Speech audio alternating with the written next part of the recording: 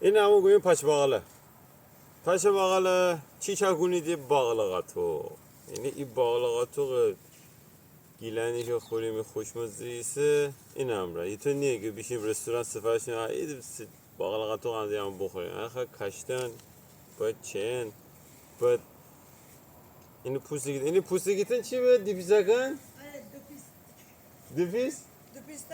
دوپیستاکن. اینو خواهد دوپیستاکن. منم تازگی داره.